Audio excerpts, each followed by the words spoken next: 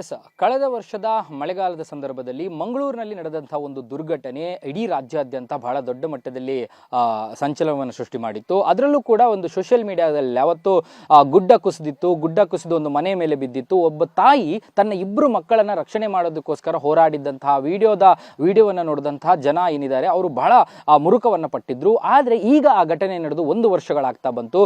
ಸಹಜವಾಗಿ ಇಂತಹ ಪ್ರಕರಣಗಳಲ್ಲಿ ಗುಡ್ಡ ಕುಸಿಯುತ್ತೆ, ಆ ಮನೆಯಲ್ಲಿ ಅಡಿಗೆ ಬಿದ್ದು ಸತ್ತವರು ಇರಬಹುದು ಅಥವಾ ಗಾಯಗೊಂಡವರು ಇರಬಹುದು, ಅವರಿಗೆ ಪರಿಹಾರವನ್ನ ಪ್ರಕೃತಿ ವಿಕೋಪದ ನಿಧಿಯ ಅಡಿಯಲ್ಲಷ್ಟೇ ಕೊಟ್ಟು ಬಿಡುತ್ತಾರೆ. ಅಲ್ಲಿಗೆ ಇಡೀ ಪ್ರಕರಣ ಮುಕ್ತಾಯ ಆಯಿತು ಅಂತ ಅಂದ್ಕೊಳ್ಬಹುದು. ಆದರೆ ಈ ಪ್ರಕರಣದಲ್ಲಿ 2 ಕಾಲುಗಳನ್ನ ಕಳ್ಕೊಂಡ ಒಬ್ಬ ತಾಯಿಯ ಯಾತನೆಯ ಜೊತೆಗೆ ಆಕೆಯ ಹೋರಾಟವನ್ನ ಇವತ್ತು ನಾವು ತೋರಿಸ್ತಾ ಇದ್ದೀವಿ. ಪ್ರಮುಖವಾಗಿ ನಾನು ಮೊದಲಿಗೆ ಆ ಜಾಗವನ್ನ ನಿಮಗೆ ತೋರಿಸ್ತೀನಿ. ಯಾಕಂದ್ರೆ ಈ ಒಂದು ಜಾಗ ದಕ್ಷಿಣ ಕನ್ನಡ ಜಿಲ್ಲೆಯ ಉಳ್ಳಾಳ ತಾಲೂಕಿನ ಮಂಜನಾಡಿಯ ಉರುಮನೆ ಅನ್ನುವಂಥ ಪ್ರದೇಶ.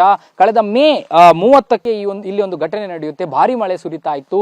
ಮೇಲ್ಭಾಗದಿಂದ ಒಂದು ಗುಡ್ಡ ಕುಸಿದು ಮನೆ ಮೇಲೆ ಬೀಳುತ್ತೆ. ಗುಡ್ಡ ಕುಸಿದು ಮನೆ ಮೇಲೆ ಬಿದ್ದ ತಕ್ಷಣ ಅಲ್ಲಿ 2 ಮಕ್ಕಳು ಮತ್ತು ಅಶ್ವಿನಿ ಅನ್ನುವಂಥವ್ರು ಏನು ಹೆಣ್ಣುಮಗಳಿದ್ದಾರೆ, ಅವರ 2 ಮಕ್ಕಳು, ಅದರ ಜೊತೆಗೆ ಅವರ ಅತ್ತೆ ಕೂಡ ಒಂದು ಘಟನೆಯಲ್ಲಿ ದಾರುಣವಾಗಿ ಮೃತಪಡ್ತಾರೆ. ಸಹಜವಾಗಿ ಸರ್ಕಾರಿ ಅಧಿಕಾರಿಗಳು ಬರ್ತಾರೆ, ಇಲಾಖೆಯ ಪ್ರಮುಖರು ಬರ್ತಾರೆ, ರಾಜಕಾರಣಿಗಳು ಬರ್ತಾರೆ, ಎಲ್ಲರೂ ಬರ್ತಾರೆ, ಒಂದಷ್ಟು ಪರಿಹಾರ ಕೊಡ್ತಾರೆ.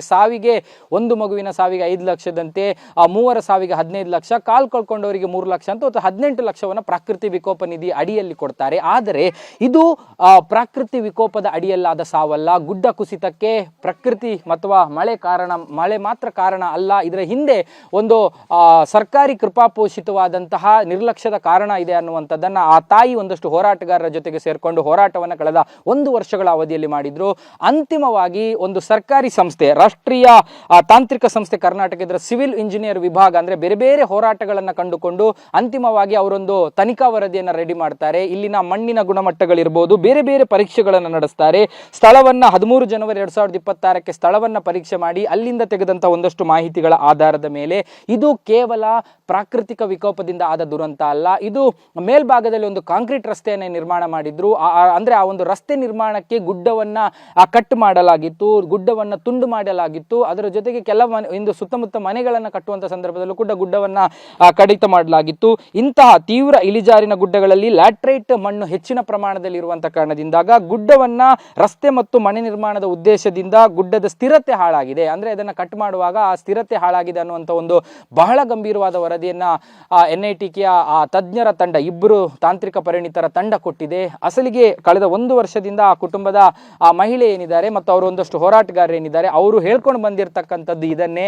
ನಮ್ಮ ಮನೆ ಬಿದ್ದಿರುವಂಥದ್ದು ಕೇವಲ ಮಳೆಯ ಕಾರಣಕ್ಕಲ್ಲ, ಪ್ರಾಕೃತಿಕ ವಿಕೋಪದ ಕಾರಣಕ್ಕಲ್ಲ, ರಸ್ತೆಯನ್ನ ಬಹಳ ಅವೈಜ್ಞಾನಿಕವಾಗಿ ಮತ್ತು ಬೇರೆಯವರಿಗೆ ತೊಂದರೆ ಕೊಡುವ ರೀತಿಯಲ್ಲಿ ಸ್ಥಳೀಯ ಪಂಚಾಯತ್ನ ಆಡಳಿತ ತುಂಡು ಮಾಡಿ ಇಟ್ಟಿದೆ, ಕಟ್ ಮಾಡಿ ರಸ್ತೆ ಮಾಡಿದ್ದಾರೆ. ಆ ಕಾರಣದಿಂದಾಗಿ ಗುಡ್ಡ ಕುಸಿದಿದೆ. ಗುಡ್ಡ ಕುಸಿತದ ಪರಿಣಾಮ 3 ಜನ ಸಾವನ್ನಪ್ಪಿದ್ರೆ, ಒಬ್ಬರು ಶಾಶ್ವತವಾದ ಅಂಗವೈಕಲ್ಯಕ್ಕೆ ತುತ್ತಾಗಿದ್ದಾರೆ. ನಿಜಕ್ಕೂ ಕೂಡ ಇಲ್ಲಿ ಗಮನಿಸಬೇಕಾದಂಥದ್ದು, ಪ್ರಕೃತಿ ವಿಕೋಪದ ಹೆಸರಿನಲ್ಲಿ ಕೆಲವೊಂದು ಪ್ರಕರಣಗಳನ್ನು ಮುಚ್ಚಾಕ್ಲಿಕ್ಕೆ ಯಾರೆಲ್ಲ ಪ್ರಯತ್ನ ಪಡ್ತಾ ಇದ್ದಾರೋ, ಅದು ಜಿಲ್ಲಾಡಳಿತ ಇರಬಹುದು, ಸರ್ಕಾರಿ ಇಲಾಖೆಗಳಿರಬಹುದು ಅಥವಾ ಯಾವುದೇ ಇರಬಹುದು, ಅಂತಹ ಇಲಾಖೆಗಳಿಗೆ ಕಣ್ಣು ತೆರೆಸುವಂತಹ ಮತ್ತು ಅವುಗಳನ್ನ ಕಾನೂನಿನ ಕಟಕಟೆಗೆ ತಂದು ನಿಲ್ಲಿಸುವಂತಹ ಒಂದು ಪ್ರಕರಣವಾಗಿ ಮಂಜನಾಡಿಯ ಈ ಒಂದು ಪ್ರಕರಣ ಸದ್ಯಕ್ಕೆ ಎದ್ದು ನಿಂತಿರುವಂತದ್ದು. ಸದ್ಯ ಇದು ಹೈಕೋರ್ಟ್ ಮೆಟ್ಟಿಲೇರಿದೆ. ಮುಂದಿನ ದಿನಗಳಲ್ಲಿ ಎಲ್ಲ ವರದಿಗಳ ಆಧಾರದಲ್ಲಿ ಹೈಕೋರ್ಟ್ ಸೂಕ್ತವಾಗಿ ಇದರ ಬಗ್ಗೆ ವಿಚಾರಣೆಯನ್ನು ನಡೆಸುತ್ತೆ. ಮುಂದೆ ಈ ಒಂದು ಪ್ರಕರಣದಲ್ಲಿ ತಪ್ಪಿತಸ್ಥರು ಯಾರು ಅಂತ ಕರೆಸಿಕೊಳ್ಳುವಂತಹ ಅದು ಸರ್ಕಾರಿ ಇಲಾಖೆ ಇಂಜಿನಿಯರ್ಗಳಾಗಿರ್ಬೋದು, ಇಲ್ಲಿನ ಸ್ಥಳೀಯ ಪಂಚಾಯತ್ PDOಗಳಾಗಿರ್ಬೋದು ಅಥವಾ ಜಿಲ್ಲಾಡಳಿತವೇ ಆಗಿರ್ಬೋದು, ಅವರ ತಪ್ಪುಗಳನ್ನ ನ್ಯಾಯಾಲಯದ ಗಮನಕ್ಕೆ ತಂದು ಅವರನ್ನು ಶಿಕ್ಷಿಸಬೇಕು ಅನ್ನುವಂಥದ್ದು ಆ ಸದ್ಯಕ್ಕೆ ಆ ಮಕ್ಕಳನ್ನು ಕಳ್ಕೊಂಡಿರುವಂತಹ ತಾಯಿ ಕಾನೂನು ಹೋರಾಟಕ್ಕೆ ಮುಂದಾಗಿರುವಂಥದ್ದು. ಮುಂದೆ ಏನಾಗುತ್ತೆ ಅನ್ನುವಂಥದ್ದನ್ನ ಕಾದು ನೋಡಬೇಕಾಗಿದೆ. ಕ್ಯಾಮರಾ ಪರ್ಸನ್ ಅಶೋಕ್ ಜೊತೆ ಭರತ್ರಾಜ್, ಏಷ್ಯಾನೆಟ್ ಸುವರ್ಣ ನ್ಯೂಸ್, ಮಂಗಳೂರು.